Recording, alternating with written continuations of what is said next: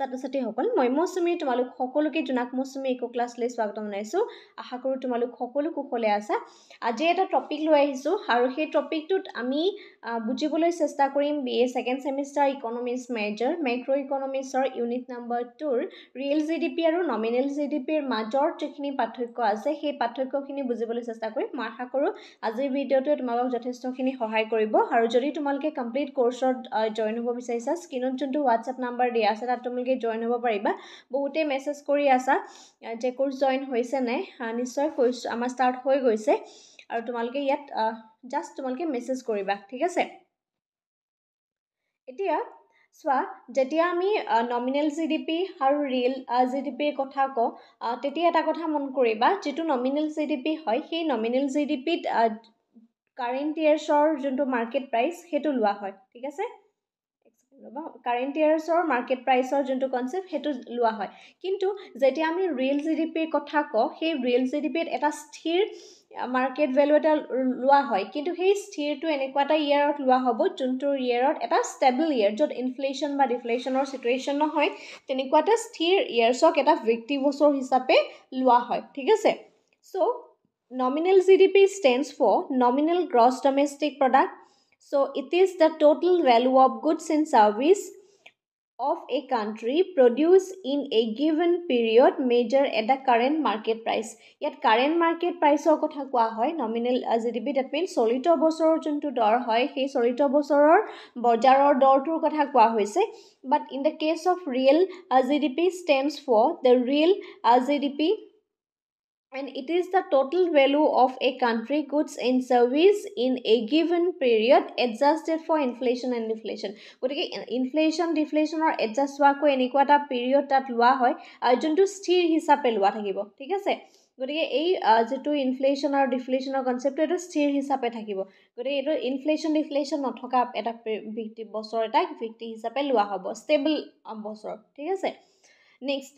Nominal GDP calculated based on the current market price of goods and services. Current market price of goods and service lua hoy. Again, real GDP calculated based on base year market price. Here, eta base year market price lua hoy, kintu here current year market price lua hoy.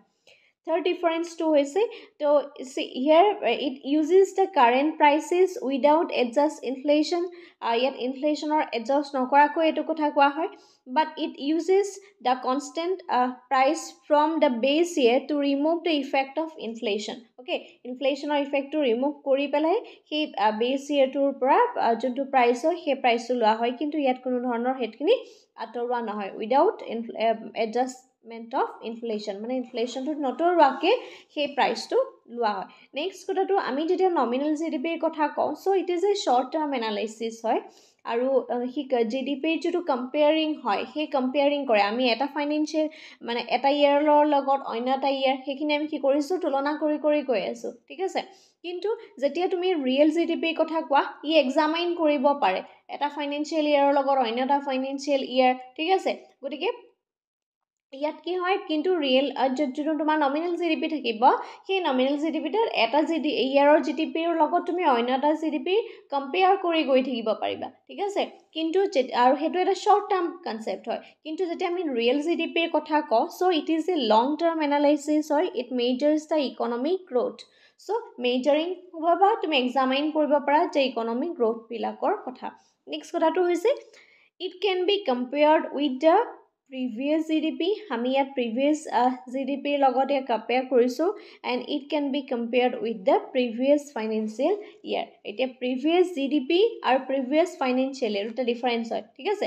গতিকে important concept হয় real GDP আৰু nominal GDP কনসেপ্টটো মই আশা কৰো আজিৰ ভিডিঅ'ত তোমালোকক যথেষ্টখিনি সহায় কৰিলে সেম টপিকৰ অসমীয়া মিডিয়ামত আমাৰ যোনটো সাবস্ক্ৰিপশন কোৰ্স আছে কোৰ্সৰ ভিতৰত দিয়া হ'ব আৰু যদি জয়েন হ'ব বিচাৰিছা স্ক্ৰীনত যোনটো WhatsApp নাম্বাৰ দিয়া আছে তাত তোমালোকে কন্টাক্ট কৰিব পাৰিবা তোমাৰ নাম তোমাৰ কলেজৰ নাম তুমি কোনটো মিডিয়ামত লিখিব বিচাৰিছা সেইখিনি ডিটেইলছ একেলগে লিখি দিবা কাৰণ যেহেতু ইংৰাজী আৰু অসমীয়া দুইটা মাধ্যমতে আছে ভিডিঅ'খিনি তোমালোকে অসমীয়া ইংৰাজী দুইটা মাধ্যমতে লাভ কৰিবা নোটছটো যদি ইংৰাজীত বিচৰা ইংৰাজীত লাভ কৰিবা আৰু অসমীয়াত বিচাৰিলে অসমীয়াত লাভ কৰিবা একেবাৰে মিনিমাম এমাউন্ট অফ ফিজ হয় যেহেতু এখনেই পেপাৰ থাকে গতিকে এখন পেপাৰৰ মিনিমাম এমাউন্ট অফ ফিজত তোমালোকে গোটেই কোৰ্সটো আমাৰ লগত জয়েন হ'ব পাৰিবা ঠিক আছে আজিলৈ ভিডিঅ'টো ইমানেই ধন্যবাদ